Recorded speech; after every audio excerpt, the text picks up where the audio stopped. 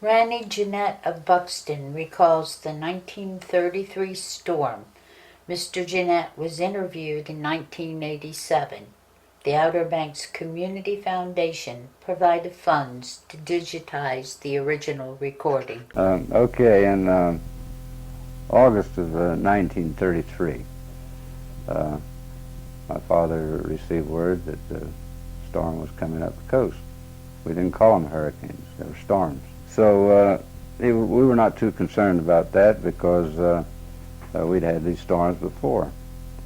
I remember that was a very dry summer, the driest I ever saw. We had a pond behind the dwellings that was in some places maybe 6 feet deep, and it had dried up. The bottom cracked just like a desert. You have to bear in mind that we had no dunes then. Dunes are man-made, they're not natural. We had a broad, flat beach, some 400 feet of beach. The August storm came, the ocean rolled across the beach, filled the ponds. They were able to take care of the overwash, so we didn't have a whole lot of problems. 2 weeks later, we got word that another storm was coming up the coast. This was in early September, more severe than the first storm, and the keepers should take precaution and move their families. My dad moved us to my grandfather's house. He instructed the other two keepers to do the same, to move their families into Buxton. When the storm hit, the area was still flooded.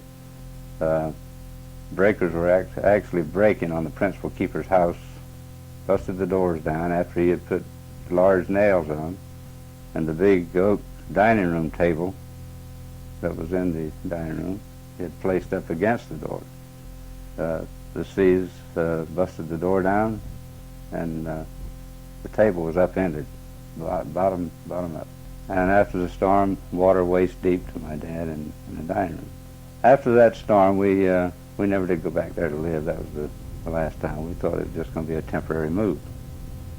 And in 1936, the lighthouse department abandoned this lighthouse. They built a new tower in Buxton, and this lighthouse was abandoned from 1936 to 1950.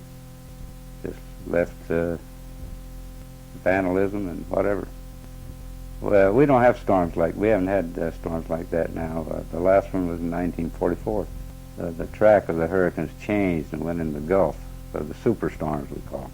And at the time we were having these types of storms in the 20s, 30s, and 40s. There was nothing on this beach but a Coast Guard station every 7 miles. So you really couldn't see any physical damage.